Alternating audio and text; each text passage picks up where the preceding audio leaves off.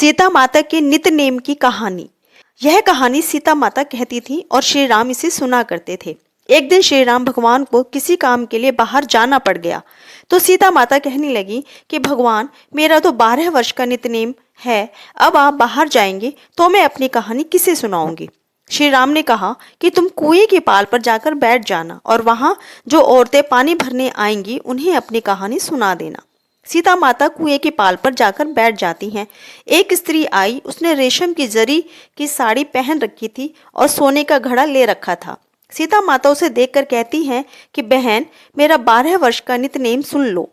पर वह स्त्री बोली कि मैं तुम्हारा नित्य-नेम सुनूंगी तो मुझे घर जाने में देर हो जाएगी और मेरी सास मुझसे लड़ेगी। उसने कहानी नहीं सुनी और चली गई। उसकी रेशम जरी की साड़ी फट गई, सोने का घड़ा मिट्टी के घड़े में बदल गया।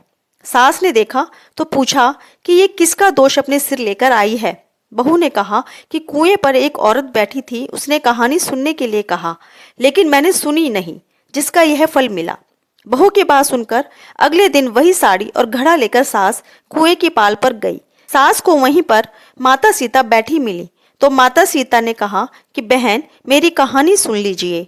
सास बोली कि एक बार छोड़, मैं तो 4 बार कहानी सुन लूंगी। सीता माता कहानी कहने लगी।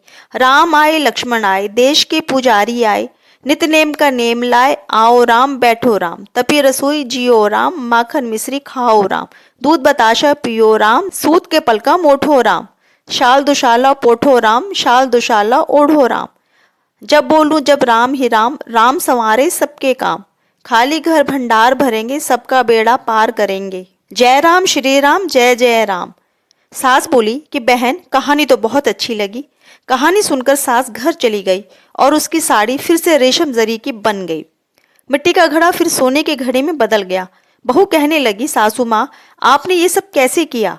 सास ने कहा कि बहू, तू दोष लगा के आई थी और मैं अब दोष उतार कर आ रही हूँ। बहू ने फिर पूछा कि वह कुएं वाली स्त्री कौन है। सास बोली कि वे सीता माता थी। वे पुराने से नया कर देती हैं, खाली घर में भंडार भर देती हैं, वह लक्ष्मी जी का वास घर में कर देती हैं, आदमी की जो भी इच्छा हो उसे पूरा कर देती हैं। बहू बोली कि ऐसी कहानी मुझे भी सुना दो। सास बोली कि ठीक है, तुम भी सुनो, और सास ने कहानी शुरू कर दी। राम आए लक्ष्मण आए, देश के पुजारी आए, नित्य-नेम का नेम लाए, आओ राम बैठो राम, तपी रसोई जियो राम, माखन मिश्री खाओ राम, दूध बताशा पियो राम, सूत के पलका मोठो राम, शाल दुशाला पोठो राम, शाल दुशाला ओढ़ो राम। जब बोलूं जब राम ही राम, राम संवारे सबके काम, खाली घर भंडार भरेंगे, सबका बेड़ा पार करेंगे। जय श्री राम, जय राम, जय जय राम। कहानी सुनकर बहू बोली कि कहानी तो बहुत अच्छी है। सास ने कहा कि ठीक है, इस कहानी को रोज कहा करेंगे। अब सास बहू रोज सवेरे उठती, नहाती धोती और पूजा करने के बाद नित्य-नेम की सीता की कहानी कहती। एक दिन उनके यहाँ एक पड़ोस की औरत आई और बोली कि बहन, जरा सी आँच देना। तो वह बोली कि आँच तो अभी हमने जलाई ही नहीं। पड़ोसन ने कहा कि तुम सुबह 4 बजे से उठकर क्या कर रही हो फिर। उन्होंने कहा कि सुबह उठकर हम पूजा करते हैं, फिर सीता माता की नित्य-नेम की कहानी कहते हैं। पड़ोसन ने उनकी बात सुनकर फिर कहा कि सीता माता की कहानी कहने से तुम्हें क्या मिला। वे बोली कि इनकी कहानी कहने से घर में भंडार भर जाते हैं, सारे काम सिद्ध हो जाते हैं, मन की इच्छा भी पूरी होती है।